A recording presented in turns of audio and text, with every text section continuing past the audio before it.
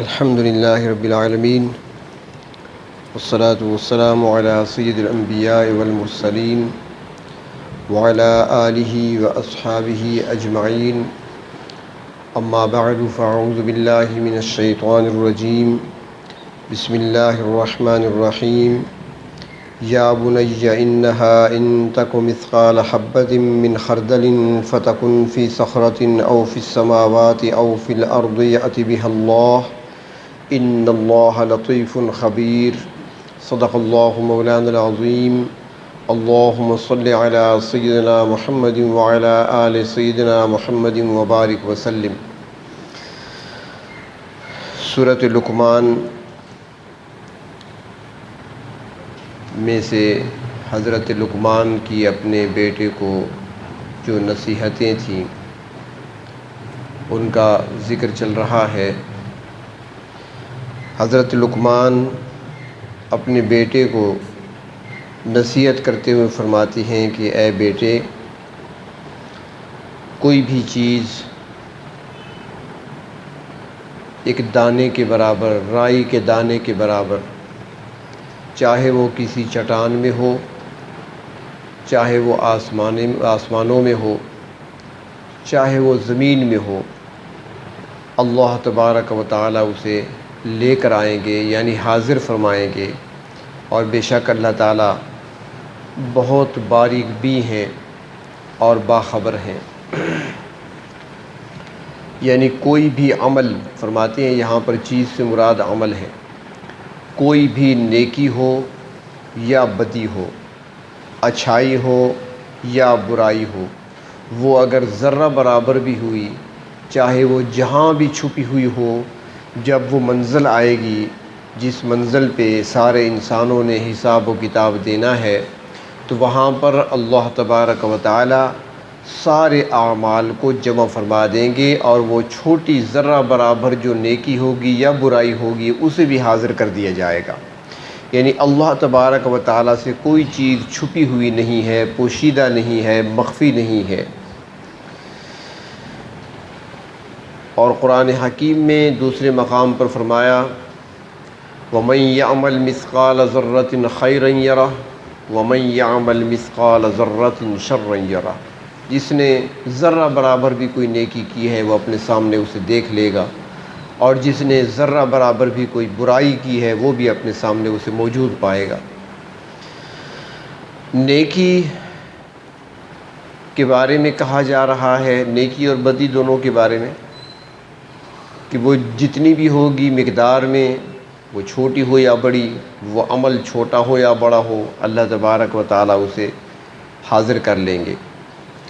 تو یہاں پر گویا کہ حضرت لقمان اپنے بیٹے کو نصیحت کرتے ہوئے بتا رہے ہیں کہ نیکیوں کو چھوڑنا نہیں، برائیوں کے قریب جانا نہیں۔ چھوٹی سی چھوٹی برائی بھی وہاں پر سامنے آئے گی، اور چھوٹی سی چھوٹی نیکی بھی وہاں پر سامنے آئے گی، تو اس لیے کسی نیکی کو چھوڑنا نہیں ہے۔ لیکن پہلے تو یہ بات سمجھنی چاہیے کہ نیکی ہے کیا، نیکی کیا چیز ہے۔ تو اس میں آج ہمارے ہاں جو تصور پایا جاتا ہے وہ بڑا عجیب ہے۔ ہر ایک نے نیکی کا اپنا تصور قائم کر رکھا ہے۔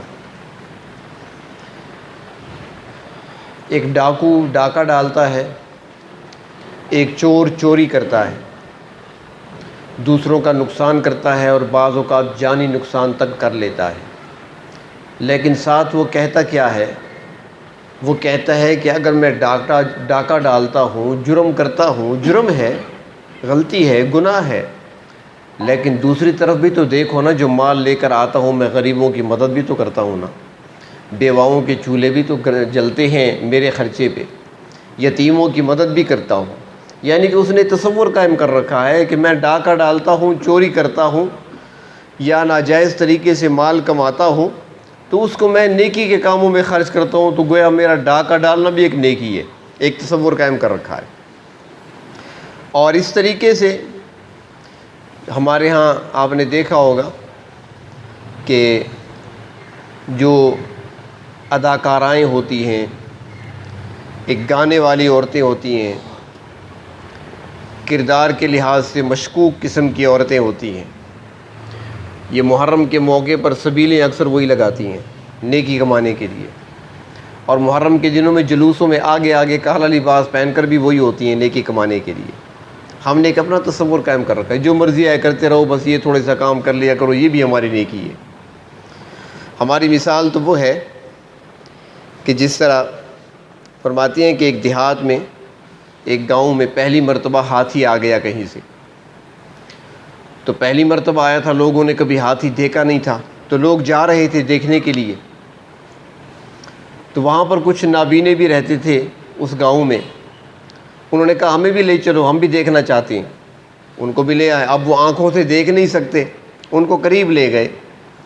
تو ایک نے اس کی ٹانگ پہ جب ہاتھ رکھا دیکھا تو وہ کہنے لگا اچھا مجھے سمجھ آ گئی، یہ ستون کی طرح ہے، کھمبے کی طرح ہے. دوسرا کا ہاتھ لگا اس کے کان پر، اس کے کان کو دیکھتا رہا. اس نے کہا اچھا یہ ہاتھی جو ہے چھاج کی طرح ہوتا ہے. تیسرے نے اس کے پیٹ پہ ہاتھ مارا تو کہنے لگا یہ تو بہت بڑے ڈھول کی طرح ہے. یعنی ہر ایک نے اپنے مزاج کے مطابق دیکھ تو نہیں سکتے تھے، جہاں پہ ہاتھ لگا ایک اندازہ قائم کر لیا. تو ہم نے نیکی کے بارے میں تصور قائم کر لیا ہے اپنے طریقے سے کہ یہ بھی نیکی کے کام ہے. آپ نے اکثر دیکھا ہوگا، دکاندار حضرات بھی بیٹھے ہیں، ہم بھی دیکھتے ہیں، خواتین ہماری بازار کی طرف نکلتی ہیں اور لباس برائے نام ہوتا ہے، گناہ کی دعوت دیتی ہوئی بازاروں میں چلتی ہیں، لیکن ان کے ہاتھ میں آپ کو تسبیح نظر آئے گی. ہاتھ میں تسبیح ہوتی ہے کہ ہم نیکی کا کام کر رہی ہیں، بازاروں میں گھوم رہی ہیں، پھر رہی ہیں، غیر محرموں سے باتیں ہو رہی ہیں، سلام کلام ہو رہا ہے، دکانداروں کے ساتھ بات ہو رہی ہے، ان کو اپنا وجود دکھایا جا رہا ہے، اور ساتھ تسبیح بھی ہے. سبحان اللہ سبحان اللہ، الحمدللہ الحمدللہ. یہ ہم نے نیکی کا ایک تصور خود قائم کر رکھا ہے کہ یہ بھی نیکی ہے. ہمارا بازار میں جانا اور خریداری کرنا، ہم تو ذکر کر رہی ہیں. حالانکہ ایک حدیث شریف میں غالباً آتا ہے، اس کا مفہوم ہے کچھ اس طرح کہ جو آدمی کسی غیر محرم عورت کو دیکھتا ہے اور جب نظر پڑتی ہے تو اپنی نظر جھکا لیتا ہے، اپنی نظروں کو بچا لیتا ہے، تو فرمایا کہ اس نے ایمان کی حلاوت کو پا لیا، ایمان کا مزہ اس نے حاصل کر لیا. اب ان خواتین کو سوچنا چاہیے کہ سینکڑوں نوجوانوں کی ایمان کی حلاوت کو چھیننے کے لیے تم نکلی ہو، اور تسبیح ہاتھ میں. یہ کون سا ذکر ہے؟ یہ کون سی اللہ کی یاد ہے؟ اللہ کے حکم کو توڑ کر گھر سے باہر نکلی اور تسبیح ہاتھ میں. اللہ کا حکم تو یہ تھا وَقَرْنَ فِي بُيُوتِكُنَّ، اپنے گھروں میں قرار پکڑو. غیر شرعی ضرورت کے خاتون اپنے گھر سے نہیں نکل سکتی. کوئی شرعی ضرورت ہے نکل سکتی ہے. اب بازار جانا یہ شرعی ضرورت نہیں ہے، خریداری کرنا یہ شرعی ضرورت نہیں ہے.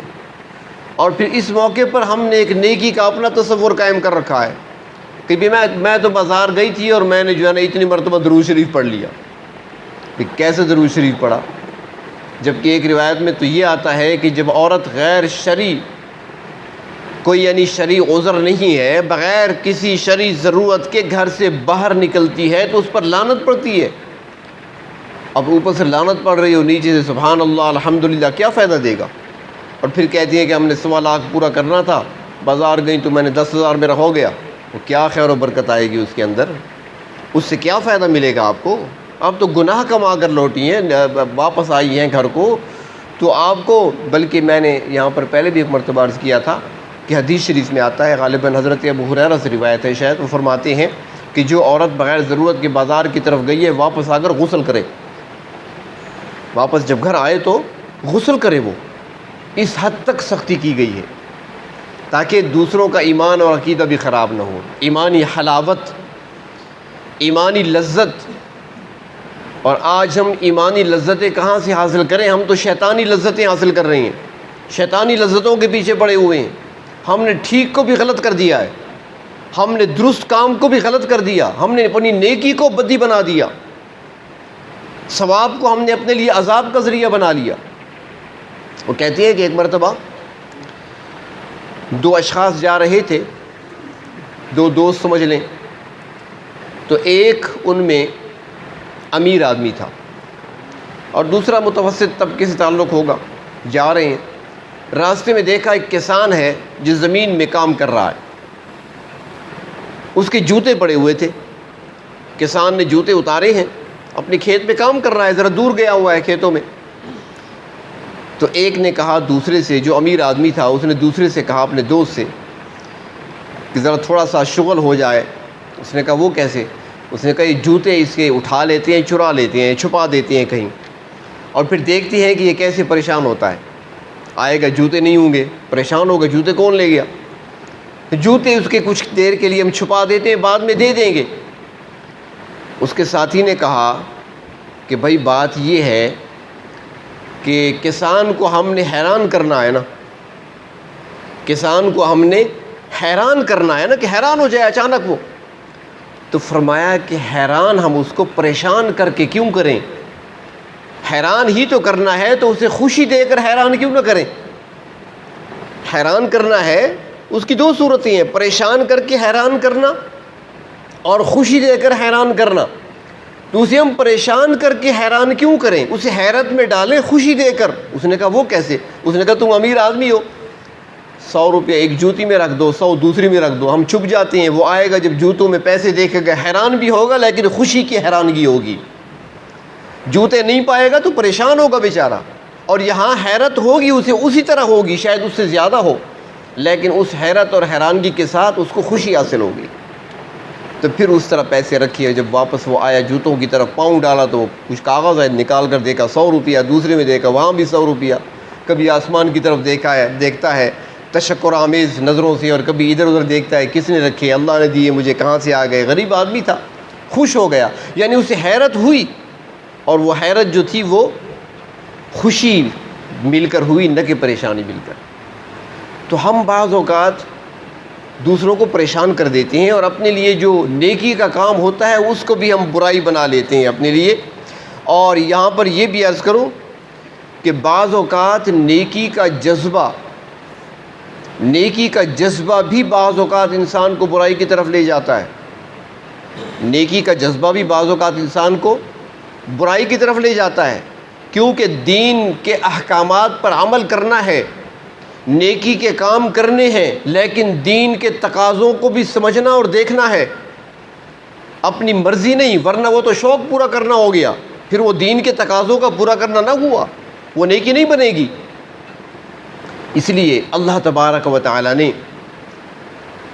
نبی اکرم صلی اللہ علیہ وسلم کو ایک ماڈل اور نمونہ بنا کر بھیجا.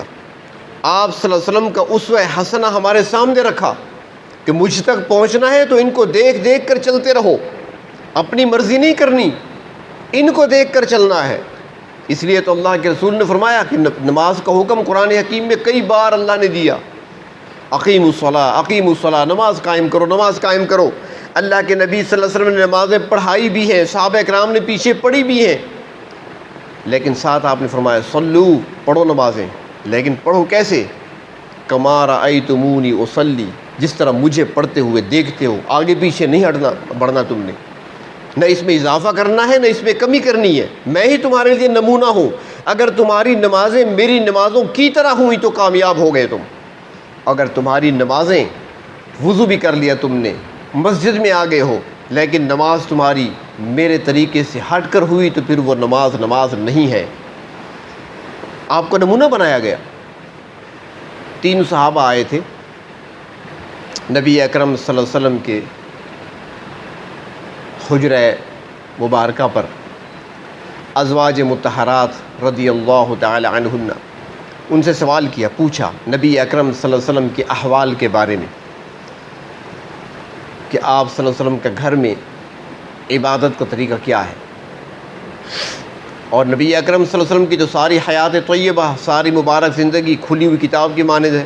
آپ کے شب و روز، آپ کی زندگی کا ہر لمحہ امت کے سامنے ہے. انہوں نے سوال کیا ازواج مطہرات سے کہ آپ صلی اللہ علیہ وسلم رات کو نماز کتنی پڑھتے ہیں. انہوں نے جواب میں فرمایا کہ آپ رات کو نماز بھی پڑھتے ہیں، آرام بھی فرماتے ہیں.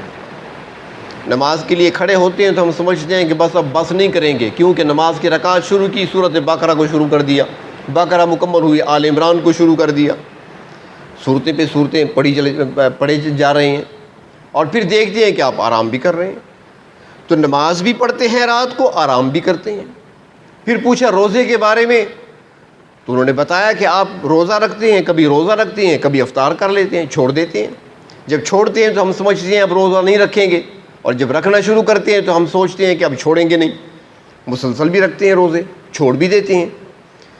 تو وہ تینوں آپس میں کہنے لگے کہ بات یہ ہے کہ وہ تو اللہ کے نبی ہیں، وہ تو معصوم ہیں، ان سے تو خطائیں، گناہ، غلطیاں ہوتی نہیں ہیں، اگر کہیں پر تھوڑی سی لغزش ہو بھی جائے تو اللہ تعالیٰ نے پہلے سے اعلان کر دیا ہے کہ میں نے اگلا پچھلا سب کچھ معاف کر دیا، وہ تو معصوم ہیں، خطاؤں سے پاک ہیں، وہ اگر آرام کرتے ہیں تو وہ کر سکتے ہیں، ہم تو گناہ گار ہیں، ہمیں تو چاہیے کہ ساری رات عبادت کریں، ہمیں ضرورت زیادہ ہے، ہم خطائیں کرتے ہیں، گناہ کرتے ہیں، ہمیں چاہیے مسلسل روزہ رکھیں۔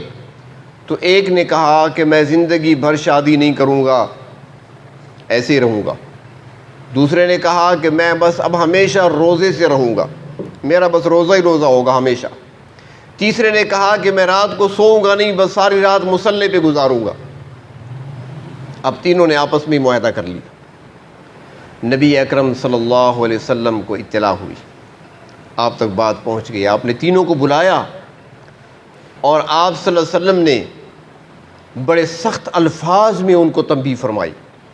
آپ کا چہرہ مبارک سرخ تھا، آپ نے فرمایا واللہ لانی اخشاکم واتقاکم، اللہ کی قسم میں تم سے زیادہ متقی ہوں، میں تم سے زیادہ خوف خدا رکھنے والا ہوں، میں روزہ بھی رکھتا ہوں، افطار بھی کرتا ہوں، میں رات کو نفل بھی پڑھتا ہوں، سوتا بھی ہوں، میں نے شادیاں بھی کی ہوئی ہیں، تم کون ہو گئے مجھ سے آگے بڑھنے والے؟ تمہارے اوپر دوسرے حقوق بھی ہیں، عبادت بھی کرو، جسم کو راحت بھی پہنچاؤ، آرام بھی پہنچاؤ، روزہ بھی رکھو، افطار بھی کرو۔ تو آپ صلی اللہ علیہ وسلم نے ان کو بتا دیا اور آنے والوں کو تعلیم دے دی کہ تمہارے لیے میں ماڈل ہوں، نمونہ ہوں، میری زندگی کو دیکھو، آگے نہیں بڑھنا تم نے، جو تمہیں طریقہ سکھایا جا رہا ہے اسی کے مطابق تم نے زندگی گزارنی، اور یہی دین ہے تمہارا۔ حضرت عبداللہ ابن عمر ابن عاص کے بیٹے ہیں، باپ گورنر ہیں، سیاسی آدمی ہیں، اور بیٹے حضرت عبداللہ عابد ہیں، زاہد ہیں، عبادت ایسی کہ وہ سارا دن ہمیشہ روزے سے رہتے تھے اور ساری رات مصلے پہ گزارتے تھے، معمول بنا لیا تھا۔ حدیث شریف میں آتا ہے نبی اکرم صلی اللہ علیہ وسلم کو جب پتہ چلا تو آپ نے بلایا، اسے منع فرمایا، کیا کرتے ہو تم؟ تمہارے جسم کا بھی تمہارے اوپر حق ہے، تمہاری بیوی کا بھی تمہارے اوپر حق ہے، باقی حقوق بھی ہیں تمہارے اوپر، سارے حقوق تم نے ادا کرنے ہیں۔ تمہیں کس نے کہا کہ ساری رات مصلے پہ کھڑے رہو اور سارا دن تم روزے سے رہو باقاعدگی کے ساتھ؟ روزہ بھی رکھو، چھوڑو بھی صحیح، نماز بھی پڑھو، آرام بھی کرو۔ تو دین کیا ہے، نیکی کیا ہے؟ نبی اکرم صلی اللہ علیہ وسلم کی زندگی کو دیکھ دیکھ کر چلنا، یہی نیکی ہے۔ اگر اس سے ہٹ کر ہوا تو پھر وہ نیکی بھی بدی بن سکتی ہے، وہ نیکی بھی برائی بن سکتی ہے، آگے بڑھنے کی ہمیں اجازت نہیں ہے، ایک حد تک رہنا ہے، اور دین کے تقاضوں کو دیکھنا ہے کہ دین کے تقاضے کیا ہیں۔ ایک شخص جا رہا ہے، بیوی اس کے ساتھ ہے، دو جا رہے ہیں، میاں بیوی، جوان ہے بیوی، راستے میں نماز کا وقت ہوا، مسجد قریب ہے، اذان ہوئی، جماعت کا وقت ہے، خاوند بیوی سے کہتا ہے تم یہاں بیٹھو، میں نماز پڑھ کے آتا ہوں۔ بیوی کہتی ہے نہیں، مجھے کس کے سپرد کر کے جا رہی ہو؟ یہاں کے لوگ اچھے نہیں لگتے، یہ بازار اچھا نہیں ہے، مجھے یہاں کے نوجوان اچھے نظر نہیں آ رہے، ان کی نظریں چبھتی ہوئی نظریں میں دیکھ رہی ہوں، میری عزت خطرے میں ہو سکتی ہے، نہ جاؤ تم، نماز یہاں پڑھو۔ وہ کہتا ہے واہ، تیرے لیے میں تکبیر اولیٰ چھوڑ دوں؟ میں نے تو کبھی تکبیر اولیٰ کو قضا نہیں کیا، میں تکبیر اولیٰ کے ساتھ نماز ادا کروں گا، میں تو مسجد جاؤں گا۔ بیوی کہتی ہے کہ مجھے چھوڑ کر نہ جاؤ۔ اس وقت دین کا تقاضا یہ ہے کہ تکبیر اولیٰ کو چھوڑ کر بیوی کے ساتھ نماز پڑھو، اس کی عزت کی حفاظت کرو، یہ دین کا تقاضا ہے۔ اگر یہ بیوی کو چھوڑ کر مسجد چلا جاتا ہے تو یہ اپنا شوق پورا کر رہا ہے، یہ دین نہیں ہے، یہ نیکی نہیں ہے۔ ثواب ملے نہ ملے وہ الگ بات ہے، اللہ تعالیٰ کی مرضی ہے، ثواب دیں اس کو، تکبیر اولیٰ کہہ نہ دیں، لیکن دین کا تقاضا اس وقت یہ ہے کہ اپنی بیوی کی عزت اور ناموس کی حفاظت کرے اور وہیں پر نماز ادا کرے۔ ایک خاتون بیٹھی ہے گھر میں مصلی پر، خاوند صبح نماز پڑھ کے مسجد سے آیا گھر، یا نماز پڑھی اس نے گھر میں، وہ مصلی پہ انتظار میں بیٹھا ہے کہ بیوی چائے لے کر آئے گی۔ آج کل کی بات کر رہا ہوں، صحابہ کے دور کی بات نہیں کر رہا۔ وہ چائے کے انتظار میں ہے اور بیوی مصلی پہ اپنی تسبیحات پوری کر رہی ہے اور وہ چائے کے انتظار میں بیٹھا ہوا ہے۔ اس وقت اس عورت کے لیے جو دین کا تقاضا ہے، جو اس کی نیکی ہے، وہ خاوند کے پاس چائے کا کپ لانا بڑی نیکی ہے، تسبیح پڑھنا نہیں۔ ہم نے دین کو سمجھا ہی نہیں ہے، اپنے شوق پورے کر رہے ہیں ہم۔ میں پہلے تسبیحات پوری کروں گی، بعد میں اس کو چائے کا کپ دوں گی، مرتا ہے تو مر جائے، بیٹھا ہے تو بیٹھا رہے۔ یہ دین نہیں ہے، ہم نے دین کچھ اور سمجھ رکھا ہے۔ ہم نے نیکی کے لیے اپنے زاویے مقرر کر رکھے ہیں، اپنا ایک ہم نے تصور قائم کر رکھا ہے دین کے بارے میں، ایسا نہیں۔ تو نیکی وہ ہے کہ جو اللہ کے محبوب صلی اللہ علیہ وسلم کے طریقے کے مطابق ہو۔ ہٹ کر ہوئی، دیکھ لیں عیسائیوں میں، دیکھیں انہوں نے رہبانیت کو اختیار کیا، عورتیں ان کی نن بن گئیں، ننیں بنی، شادی نہیں کرنی، نہ راہب شادی کرے گا اور نہ وہ عورت نن شادی کرے گی، بس گرجے کی خدمت کریں گی۔ اب وہ راہب بھی گرج میں اور وہ راہبائیں، وہ ننیں جو ہیں وہ بھی گرجے کے اندر عبادت میں لگی ہیں۔ عبادت کیا ہونی تھی؟ گرجوں کے اندر ناجائز بچوں کے قبرستان بن گئے۔ نتیجہ تو ایسے نکلنا تھا، جس چیز سے دین نے روکا ہے اپنی مرضی سے اس میں اضافہ کرنا، اس کا تو نقصان ہونا ہے۔ آج بھی یورپ کے اندر دیکھ لیں جا کر، گرجوں کے اندر بچوں کے قبرستان بنے ہوئے، ناجائز بچوں کے۔ اسلام نے تو اس کی اجازت نہیں دی ہے، اور نہیں عیسیٰ علیہ السلام کی تعلیمات یہ تھی۔ تو ہم نے دین کو اپنی مرضی کے مطابق ڈھالنا شروع کر دیا۔ ہم رسومات بھی پورے کرتے ہیں، نام اس کو دین کا دیتے ہیں کہ نیکی کا کام کر رہے ہیں۔ ایک ساتھی کی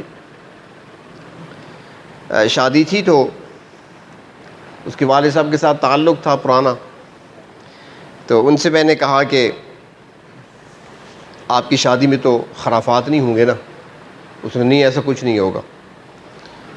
تو بھارت اور جب شادی ہوئی تو اس میں تو سب کچھ تھا، ڈھول تماشے تھے سارے۔ بعد میں مجھے ملا تو بے تکلفی تھی، تو میں نے ان سے کہا کہ مجھے آپ سے توقع نہیں تھی، آپ سے مجھے توقع نہیں تھی کہ آپ ایسا کریں گے۔ تو وہ کہنے لگا کہ آپ خود ہی تو کہتی ہیں نا کہ دوسروں کی دلجوئی کرنا یہ بھی کار خیر ہے، دوسروں کے دلوں کو جوڑنا، رشتوں کو جوڑنا، صلہ رحمی قائم کرنا اور قطع رحمی سے بچنا، یہ بھی تو دین کا تقاضا ہے نا، آپ خود ہی تو کہتی ہیں۔ اب میرے رشتے ٹوٹ رہے تھے تو میں نے جوڑنے کے لیے میں نے کہا خیر ہے، بجا لو جو بجانا ہے۔ اب دیکھیں کیسا راستہ نکال لیا، اب ڈھول بھی بجائے، تماشے بھی ہوئے، گانا بجانا بھی ہوا، ثواب بھی سمجھ رہا ہے اس کو، اب اس کو نیکی سمجھ رہا ہے۔ تو ہم نے نیکی کے لیے اپنے اندازے مقرر کر رکھے ہیں۔ اللہ تبارک و تعالیٰ قرآن حکیم میں بتاتے ہیں نیکی کیا ہے۔ لیس البر ان تولوا وجوہکم قبل المشرق والمغرب، فرمایا کہ نیکی کیا ہے، یہ مشرق اور مغرب کی طرف منہ کر لینا یہ نیکی نہیں ہے۔ سمجھے ذرا اس بات کو، اللہ تعالیٰ بتا رہے ہیں لیس البر ان تولوا وجوہکم قبل المشرق والمغرب، مشرق اور مغرب کی طرف منہ کر لینا صرف یہ نیکی نہیں۔ یہ مطلب نہیں ہے کہ یہ بالکل نیکی ہی نہیں ہے، نیکی ہے، لیکن صرف یہ نیکی نہیں ہے۔ داڑھی چہرے پر سجا لینا، کرتا پہن لینا، سر پر پگڑی باندھ دینا، یوں سمجھیں صرف یہ نیکی نہیں۔ شکل و صورت اختیار کر لینا، لباس بنا لینا، صرف یہ نیکی نہیں۔ وَلَٰكِنَّ الْبِرَّ مَنْ آمَنَ بِاللَّهِ، فرمایا کہ نیکی کیا ہے، اللہ پر ایمان لانا، سب سے پہلی نیکی ایمان۔ اب اس کے اندر دیکھیں کیا بات بتائی جا رہی ہے۔ ایمان ہوگا تو دل کے اندر اخلاص آئے گا، اخلاص ہوگا تو نیت درست ہوگی، اور ہر نیکی کے لیے نیت کا درست ہونا لازمی ہے، شرط ہے۔ تو ایمان یعنی کہ اخلاص نیت بھی ہو، اور اس کے بعد والیوم الآخر، قیامت کے دن پر ایمان ہو۔ کیا مطلب؟ یعنی جو نیکی کرے گا وہ یہ سمجھے گا، پہلے تو اخلاص نیت آیا، اس کے بعد یہ کہ اس کا اجر مجھے آخرت میں ملے گا۔ یہ یقین بھی ہونا چاہیے کہ اس نیکی کا، اس کا بدلہ مجھے دنیا میں نہیں آخرت میں ملے گا۔ اثر ضرور ہوتا ہے، پہلے بھی میں نے کئی مرتبہ عرض کیا کہ ہر نیکی کا، اچھے عمل کا ایک اثر ہوتا ہے، ایک اجر ہوتا ہے۔ اجر آخرت میں، اثر دنیا میں۔ اثر ہوگا، اثرات ظاہر ہوں گے یہاں پر، لیکن اجر وہ آخرت میں ملے گا۔ اور آگے والملائکۃ والکتاب والنبیین، کیونکہ فرشتوں کے ذریعے سے ہی تو کتابیں آتی ہیں نا، وحی آتی ہے فرشتوں کے ذریعے سے، اور جو وحی لے کر آتی ہیں وہ کتاب ہوتی ہے، اور آتی کس پر ہے؟ وہ اللہ کے رسول ہوتی ہیں، اور وہی انسانیت کے لیے ہدایت کا نمونہ ہوتے ہیں، معیار ہوتے ہیں۔ تینوں کو اللہ نے اکٹھا بیان کر دیا، یہ ایک حصہ بیان کر دیا۔ وآت المال على حبه ذوي القربى واليتامى والمساکین وابن السبیل والسائلین وفی الرقاب۔ اس کے بعد بتایا کہ اب وہ مال علی حبہ، یہ حبہ، یہ اشارہ جو ہے نا، ضمیر لوٹ رہی ہے مال کی محبت کی طرف، اللہ کی محبت کی طرف نہیں۔ یعنی مال کی محبت دلوں میں ہونے کے باوجود اس مال کو خرچ کرنا۔ تو اس میں بتایا کہ آپ کون سی چیز، یعنی انسانی ہمدردی اس کے اندر آ گیا۔ انسانی ہمدردی، نیکی کیا ہے؟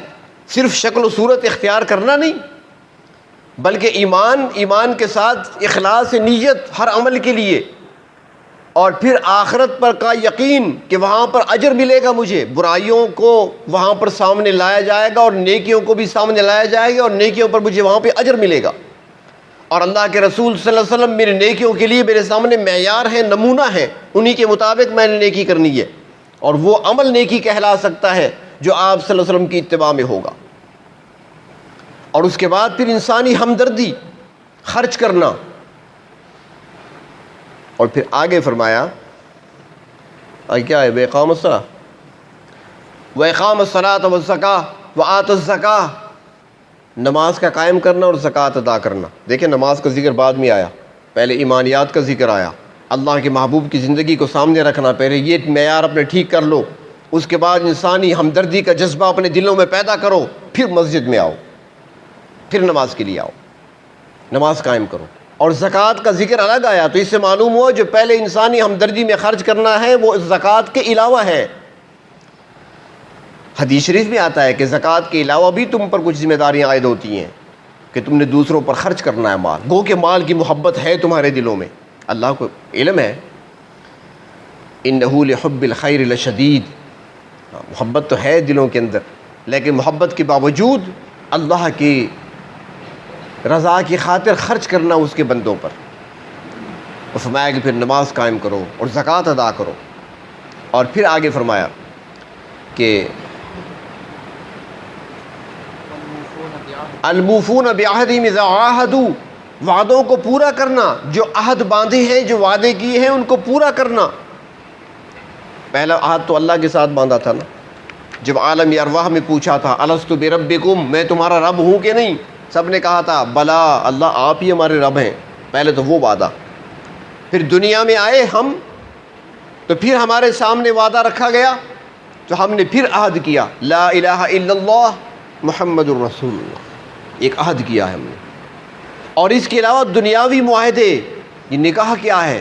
میاں بیوی کا معاہدہ ہے، یہ دنیا کے جتنے معاملات چلتے ہیں سارے معاہدات ہیں۔ ایک سرکاری ملازم ہے تو اس کا معاہدہ حکومت کے ساتھ ہے، تو ان سارے معاہدوں کو پورا کرنا، جو ہم نے وعدے کیے ہیں، جو معاہدے کیے ہیں۔ وعدہ یک طرفہ ہوتا ہے، معاہدہ دو طرفہ ہوتا ہے، یہ فرق ہے وعدے اور معاہدے میں۔ وعدہ ایک طرفہ ہوتا ہے، میں وعدہ کرتا ہوں تو میری طرف سے ہے، اور آپ کے ساتھ جب طے ہوگا تو اسے معاہدہ کہیں گے، دونوں پابند ہوں گے پھر۔ تو ان معاہدوں کو پورا کرنا، اور جب صرف معاہدے ہی پورے ہوں گے تو سارا نظام، یوں سمجھیں کہ آدھا نظام ہمارا ٹھیک ہو جائے گا۔ سارا چل تو نظام معاہدوں پہ رہا ہے، سارے جھگڑے تو اس لیے ہوتے ہیں، معاہدے پورے نہیں ہوتے، گڑبڑ تو اسی میں ہوتی ہے، چاہے وہ میاں بیوی کے درمیان ہو، چاہے وہ دکاندار اور گاہک کے درمیان ہو، کسی معاملے میں بھی ہو، سارے معاہدات ہوتے ہیں ہمارے، لیکن ان کی خلاف ورزیاں ہم سے ہوتی ہیں۔ نتیجتاً اختلاف پیدا ہوتا ہے، جھگڑا پیدا ہوتا ہے۔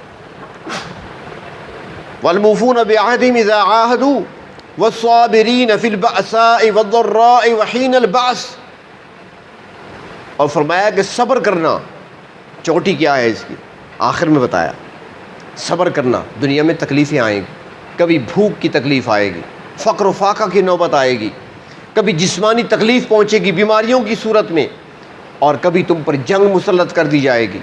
یہ تین کیفیات بتائی ہیں، فقر و فاقہ، تکلیفیں، جسمانی تکلیفیں اور جنگ کی کیفیت۔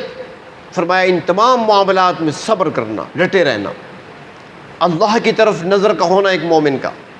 فرمایا اولئک الذین صدقوا واولئک هم المتقون، فرمایا یہی لوگ جو ان پر عمل کرنے والے ہیں، یہی لوگ سچے ہیں اور یہی متقی ہیں۔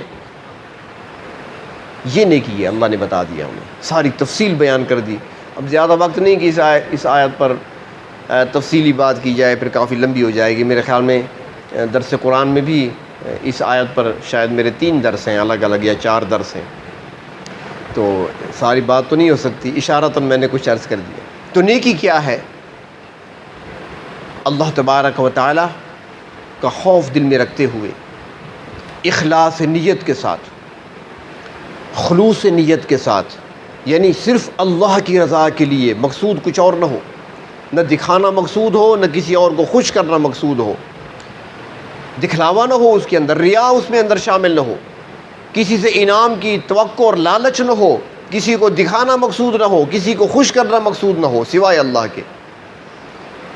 اس نیت کے ساتھ عمل کرنا، اور پھر ساتھ یہ یقین رکھنا کہ روز قیامت اللہ رب العزت کی بارگاہ میں میں نے پیش ہونا ہے، وہاں پر جزائے عمل کی منزل آئے گی، اور وہاں پر یہ میرے اعمال پیش ہوں گے میرے سامنے۔ اور تیسری بات، نبی اکرم صلی اللہ علیہ وسلم کی حیات طیبہ کو سامنے رکھتے ہوئے عمل کرنا کہ آپ صلی اللہ علیہ وسلم کا طریقہ کیا تھا اس بارے میں۔ جب ایسا کریں گے تو اس عمل کو نیکی کہا جائے گا، اور اگر اس سے ہٹ کر ہوا، یہ شرطیں نہ پائی گئیں، تو پھر وہ ہمارا تصور چاہے نیکی کا کیوں نہ ہو، وہ ہمارے لیے برائی ثابت ہو سکتی ہے۔ بہر تو بات تو نیکی پر کرنی تھی کہ نیکی جہاں بھی ہوگی اللہ تعالیٰ اس کو حاضر کر دیں گے، وہ عنوان الگ تھا، لیکن میں نے کوئی تمہیدی طور پر عرض کرنا تھا کہ نیکی کیا ہے، لیکن وہ سارا وقت اسی میں چلا گیا۔ تو انشاءاللہ زندگی باقی تو اگلے ہفتے عرض کروں گا کہ اللہ کے محبوب صلی اللہ علیہ وسلم نے ارشاد فرمایا تھا کہ لا تحقرن من المعروف شیئا، آپ نے فرمایا تھا کسی چھوٹی نیکی کو بھی حقیر نہ سمجھنا، کوئی چھوٹی نیکی اس کو بھی نہ چھوڑنا، معمولی نہ سمجھنا، حقیر نہ سمجھنا، وہ چھوٹی نیکی بھی تمہارے لیے نجات کا ذریعہ بن سکتی ہے۔ کئی مرتبہ آپ کے سامنے یہاں پر عرض کیا تھا کہ اللہ تبارک و تعالیٰ کو بعض اوقات کوئی چھوٹا سا عمل پسند آ جاتا ہے، اللہ تعالیٰ کو بندے کی کوئی ادا پسند آ جاتی ہے، بعض اوقات وقت قبولیت کا ہوتا ہے۔ وہ جیسے آتا ہے نا روایات میں، بعض کہتے ہیں کہ ایک شخص فوت ہوا تو بعد از وفات کسی دوست نے خواب میں دیکھا تو پوچھا صورتحال کیا بنی، کیا ہوا تمہارے ساتھ؟ اس نے کہا پروردگار عالم نے بڑا فضل فرما دیا، بڑا خوف تھا، ڈرا ہوا تھا، مجھے اپنے پلے میں کوئی نیکی نظر نہیں آ رہی تھی، کوئی عمل نظر نہیں آ رہا تھا، ڈرا ہوا تھا کیا ہوگا، نیکیاں اتنی نہیں تھیں۔ پروردگار عالم نے فرمایا میرے بندے گھبراؤ نہیں، تمہارا ایک عمل ہمیں پسند آیا اور اس کی وجہ سے تمہاری مغفرت کر دی ہم نے۔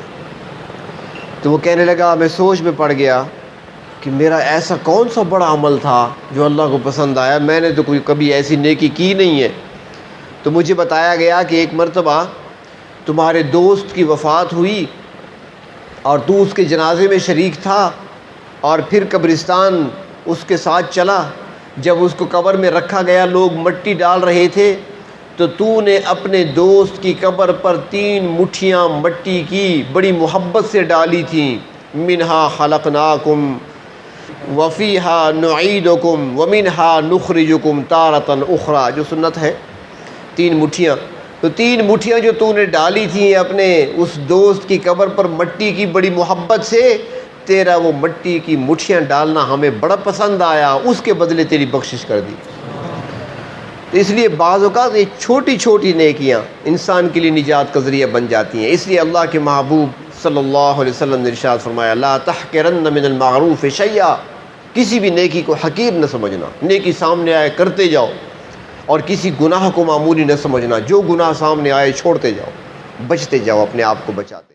خدا محشر میں پوچھے گا گزاری زندگی کیسی، لرز اٹھوں گا میں اور خوف ہوگا مجھ میں تب تاری۔ خدا محشر میں پوچھے گا گزاری زندگی کیسی، لرز اٹھوں گا میں اور خوف ہوگا مجھ میں تب تاری۔ مجھے بھی موت آنی ہے مگر میں اس سے غافل تھا، میرا جیون بھی فانی ہے مگر میں اس سے غافل تھا۔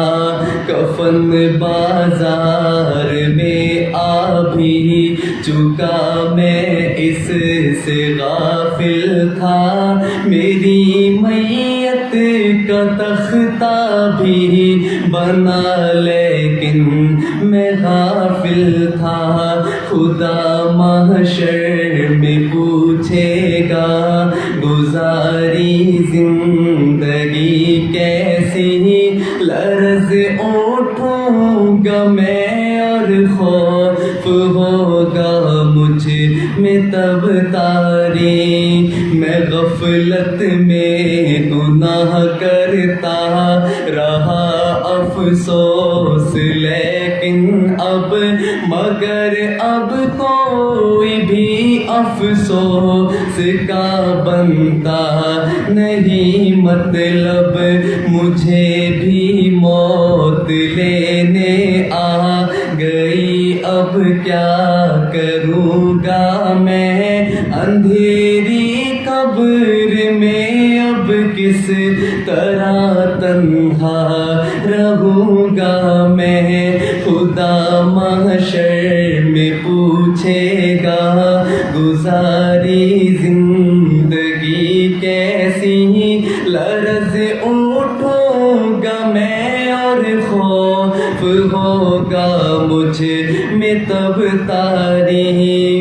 اندھیری قبر میں مجھ کو اکیلا چھوڑ آئیں گے، یہاں طاقت نہ دولت نہ یہ رشتے کام آئیں گے، حساب زندگی دینے اٹھایا جائے گا مجھ کو، خدا کے سامنے محشر میں لایا جائے گا مجھ کو، میں کیسے سامنا کر پاؤں گا رب کے سوالوں کا، چھپاؤں گا کہاں رب سے عمل نامہ گناہوں کا، میں کیسے سامنا کر